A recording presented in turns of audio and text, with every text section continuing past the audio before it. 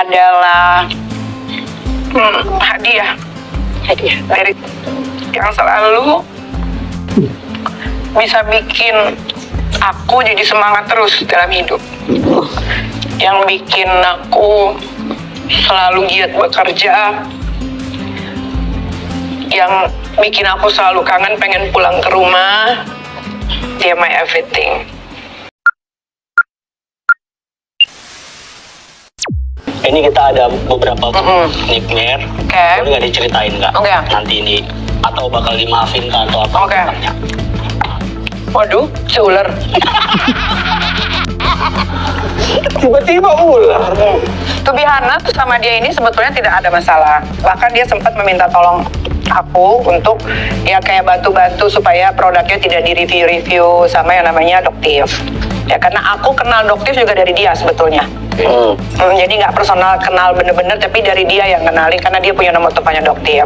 Nah, cuman clash-nya adalah ketika dia tahu nih ada seorang Zega yang suka menghina-hina anak kecil, termasuk menghina anakku.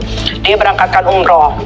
Padahal dia tahu ini si Waria ini tuh kan tidak bagus, ya kan? Karena gue bekerja di dunia entertainment, jadi kalau orang mau bully gue silahkan, tapi jangan pernah bully anak gue, karena anak gue tidak bersalah apapun. Nah itu masalahnya. Nah sampai hingga akhirnya nggak tahu kenapa babu-babunya membelot lah, menyerang-nyerang gue hampir tiap hari.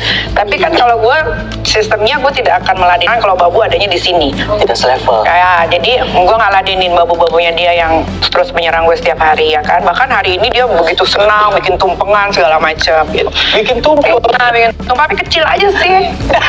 Harusnya kalau mau yang gede gitu ya.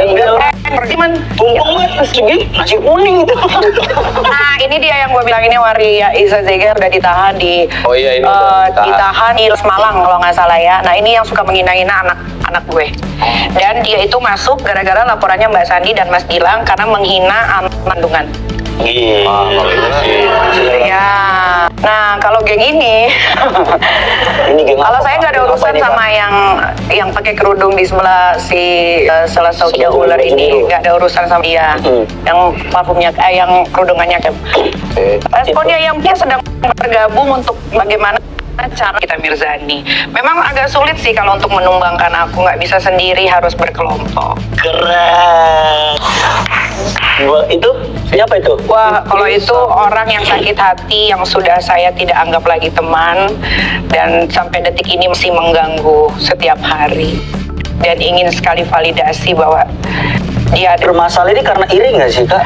Atau kayak dari tadi aku nangkepnya? Mungkin saja, karena nggak tahu ya, gue bukan membanggakan diri sendiri ya, tapi untuk menjadi seorang Nikita Mirzani yang diterpa angin puting beliung apa segala macam, ya gue tetap berdiri di kaki gue sendiri tanpa ada bantuan dari orang lain. Dan mungkin kalau orang-orang dikasih masalah jadi drop, kalau gue kan nggak, malah alhamdulillahnya makin bagus, orang makin percaya sama kinerjanya Nikita Mirzani, ya itu aja. Itu mungkin ya irinya karena itu. Dan gue kan sekarang memang alhamdulillahnya dikelola yang tidak pansos gitu kan, yang tidak memanfaatkan gue. Padahal gue kalau dimanfaatin tuh gampang banget gitu kan. Dan alhamdulillahnya sekarang yang memang selalu membawa gue untuk yuk kerja, yuk kita bikin apa lagi, kita bikin ini. Kan kalian juga bisa lihat lah penikmat sosial media 2 tahun ini apa sih yang Niki lakukan. Tidak ada huru-hara, tidak ada apa-apa gitu kan. Ya itu ya, mungkin ada orang-orang yang kecewa gitu kan setelah lepas dari si A misalkan, oh Nikita Mirzani makin berkembang gitu kan, gitu ya. Biasa aja sih kalau ada iri. Sedekat itu sama yang tadi itu kak ya? Kalau dibilang deket-deket banget dulu mungkin karena waktunya pas. Dulu itu kan, itu kalau nggak salah gue itu dalam kasus proses perceraian sama Dipolatif ya kan, dan sedang ngandung. Seharusnya kalau lagi itu kan tidak ada perceraian karena waktu itu gue mau rujuk. Nah karena si orang yang tadi itu, yang tadi namanya terpampang di situ, gara-gara dialah akhirnya gue bercerai. Oh. Tapi mungkin ya nggak tahu juga, mungkin karena gue juga terlalu ikut mendengarkan, ikut gimana gitu kan. Ya maka selama mengenal dia, kasus dalam hidup gue berapa kali gue dilaporin orang ke polisi ya kan, sampai end up-nya itu adalah di Serang Banten.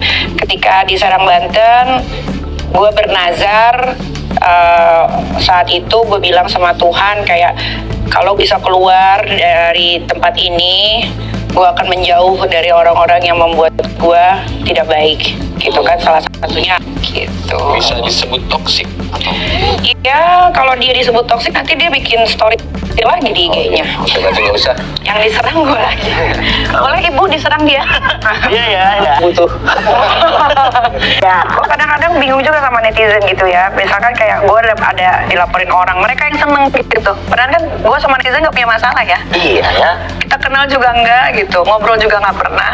Nggak tahu lah itu Nggak esensinya tahu, dari nggak mereka tahu. itu. Ini kalau baunya apa nih? Kak, tadi kan ngomongin si Bang Rasman itu. Anaknya kan udah ditahan tuh sekarang, si Fadel itu. Itu gimana Kak kalau dia ketemu di hadapan kakak sekarang? Siapa? Misalkan Si ini, Fadel itu. misalkan ini. Gue ludahin. Oh, Yes. enggak, udah bukan, aku bukan Fadel. Gue ludahin, gue ya nggak tahu karena gue ini kan single parent, membesarkan anak sendiri. Anak Lori itu adalah anak sematawayang perempuan, dihancurkan dengan laki-laki yang bejat, mukanya jelek, keluarga siluman, nggak punya tak, nggak tahu diri, dihancurkan sama orang kayak gitu. Gue sebagai seorang ibu yang membesarkan anak gue sendiri sakit. Makanya gue selalu berdoa semoga gue tidak ketemu dia di jalan atau dimanapun. Karena ini laki juga bukan cuma menghancurkan masa depan dan mimpinya anak gue. Karena kan harusnya Laura ini sekarang sudah masuk ke bangku kuliah. Dan dia bisa memilih kampus mana aja yang ada di UK atau ada di dunia manapun. Sekarang kan dia berhenti sekolah. Jam pekerjaan yang dia dapatkan ternyata ditransfer semua ke keluarganya. Bahkan anak gua pun kalau mau beli minum atau mau beli makan, mau dikirim itu susah banget duitnya.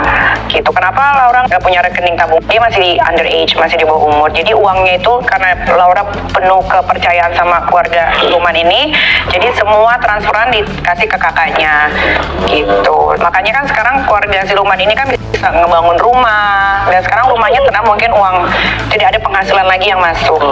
Berarti bisa dibilang rumah itu adalah Rumah keringat Laura. Iya. Oh ya, pantas sih kalau kesel banget bro. Iya lah pasti lah.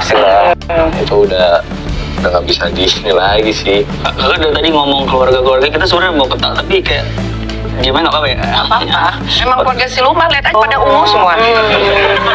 Terus giginya bapaknya hancur sini.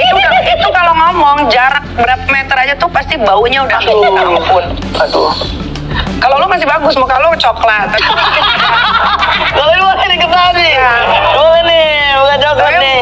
Tapi lo maksudnya masih terawat gitu kan. Kalau dia tuh dekil sedekil-dekilnya manusia gitu. Dan itu bukan satu orang, sekeluarga. Itu real. Iya, Lo bisa iya. lihat deh. Lo lihat di kamera wartawan bagaimana dekilnya. Ya kan? Oke.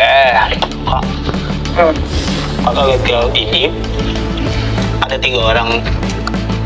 Kakak mau ngomong apa sama orang yang ada foto itu? Kamu mau bikin aku nangis ya? Maksudnya mama juga ini kak, single parent juga. Iya. Sama Anaknya berapa? saya Cuma sendiri. dia. Oh enak. Aku 3, susah. Susah ini ya. Iya. Besarinnya. Ini susah katanya. Hmm, Kakak mau ngomong apa kak? buat ketiga foto ini ya.